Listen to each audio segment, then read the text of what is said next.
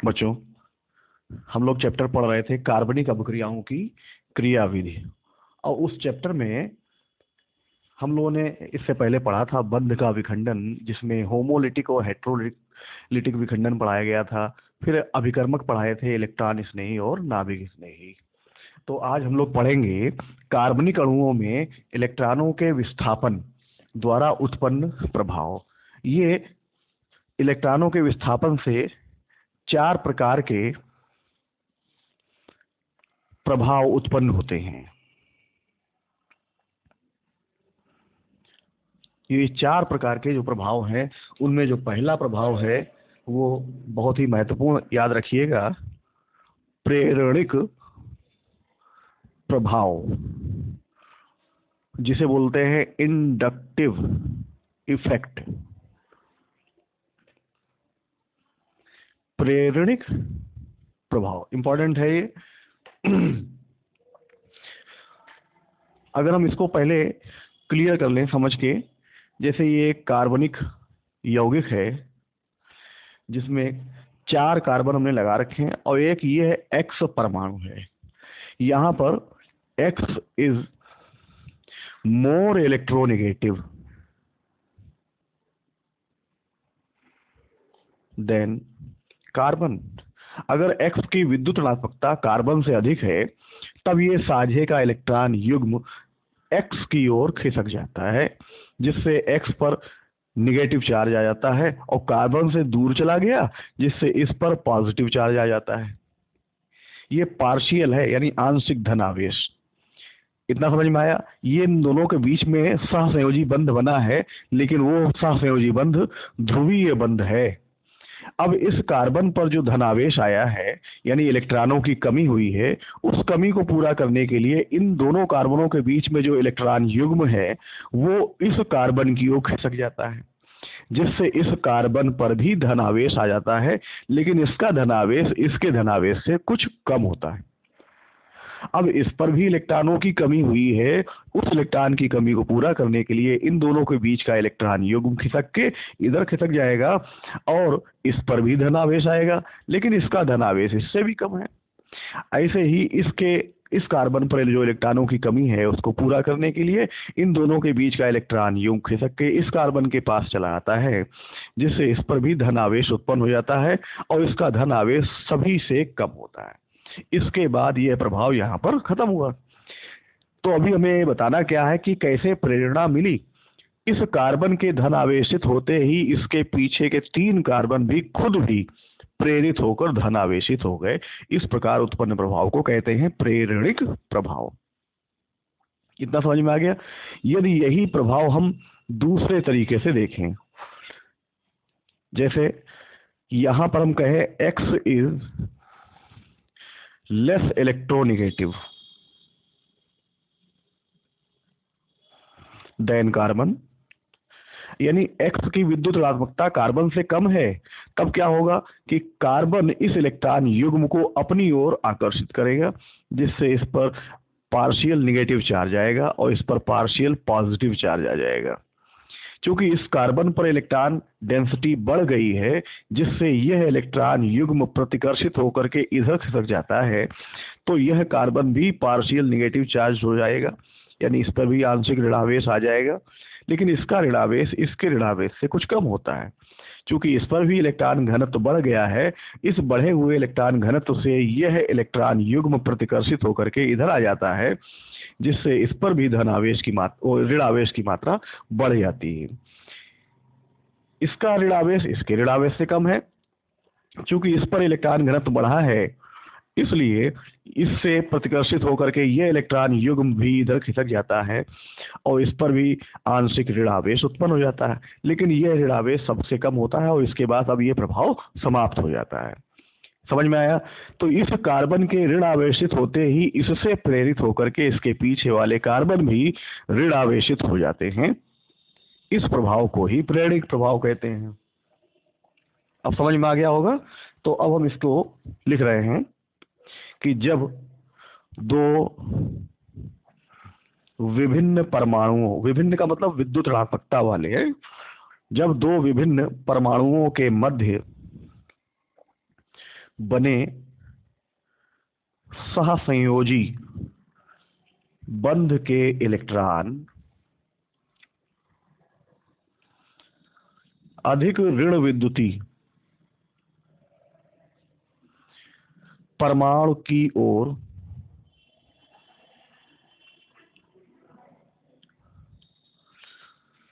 विस्थापित हो जाते हैं।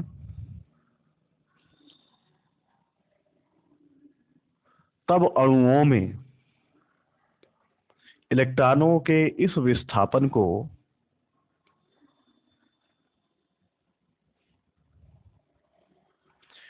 प्रेरणिक प्रभाव कहते हैं। यह एक स्थायी प्रभाव है।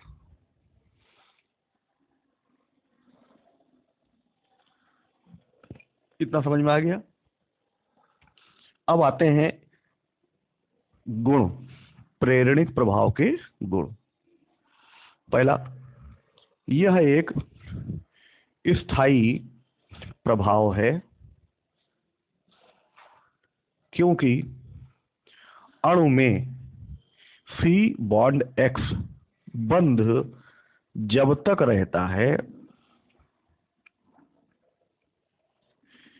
यह प्रभाव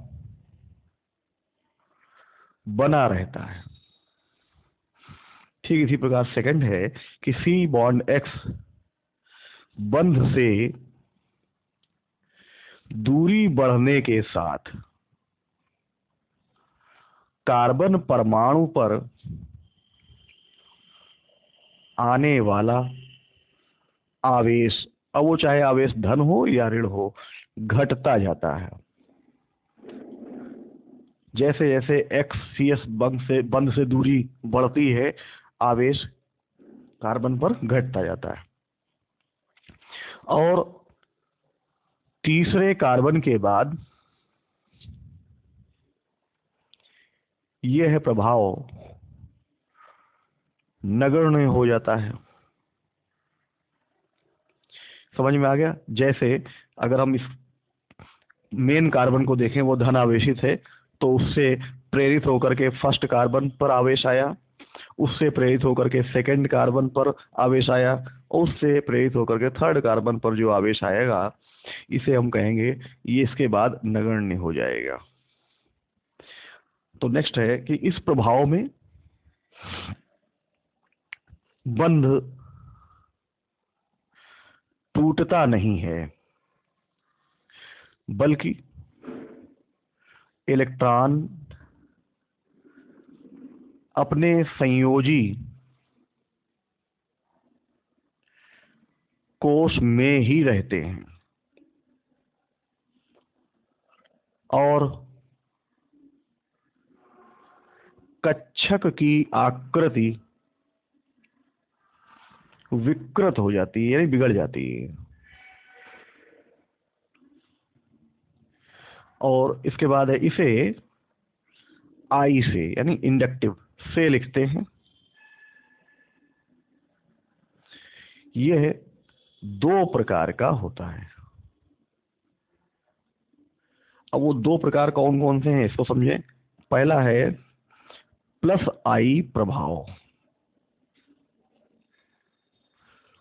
तो इसमें क्या है कि जब कार्बन के साथ कोई इलेक्ट्रॉन प्रतिकर्षित करने वाला समूह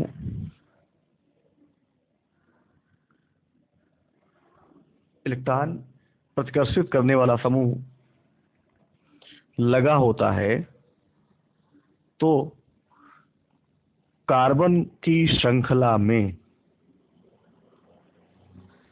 कार्बन श्रृंखला पर इलेक्ट्रॉन घनत्व बढ़ जाता है। जैसे जब कार्बन की विद्युत ऋणात्मकता X से अधिक हो, तो वो X क्या है, तो X बराबर है ये CH3 का होल थ्राइस C, ये तृतीय कार्बन, CH3 का होल ट्वाइस CH द्वितीयक कार्बन, ये है प्राथमिक कार्बन, और लास्ट में है ये मेथिल। इतना समझ में आ गया? तो ये सब प्लस आई प्रभाव देंगे, अर्थात प्लस आई प्रभाव में कार्बन की श्रृंखला में कार्बन परमाणु पर ऋण आवेश आ जाता है। अब इसके बाद सेकंड है माइनस आई प्रभाव। अब माइनस आई प्रभाव कब होगा? जब CX बंध में X की विद्युत ऋणात्मकता कार्बन से अधिक हो, अर्थात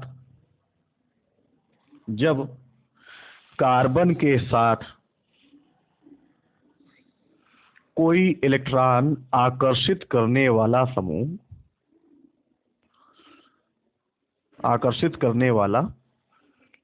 समूह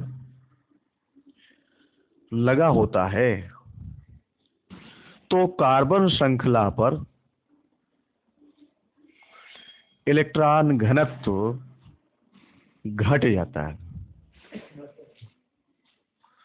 जैसे अब यहाँ x बराबर क्या होंगे, ये देखेंगे कि CH3 का whole thrice N trimethyl ammonium ion, NO2 CN cyanide है, कार्बोक्सिलिक एसिड समूह, fluorine, chlorine, bromine, iodine, alkoxide, hydroxyl और फेनिल, ये सारे समूह इलेक्ट्रॉन आकर्षित करते हैं।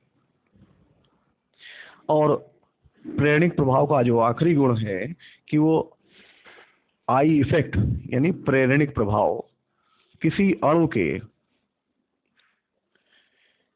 भौतिक गुणों, कौन से भौतिक गुणों, जैसे द्विध्रुव आघूर्ण,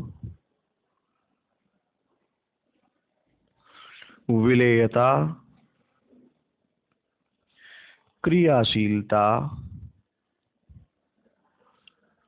को प्रभावित करता है। क्लियर हो गया?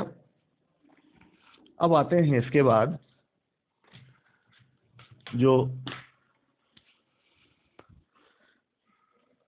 प्रेरणिक प्रभाव के आधार पर कुछ स्पष्टीकरण, या हम ये कहें प्रेरणिक प्रभाव के अनुप्रयोग। तो स्पष्टीकरण क्या हो सकते हैं, ये ध्यान दें। तो पहला है एल्किल हैलाइडों की क्रियाशीलता। एल्किल हैलाइडों की क्रियाशीलता का क्रम, हम पहले क्रम बनाएं और फिर उसकी सिस्टम देखें क्या है। क्रियाशीलता का क्रम है इस प्रकार से, ये हमने 3 डिग्री एल्किल हैलाइड लिया है।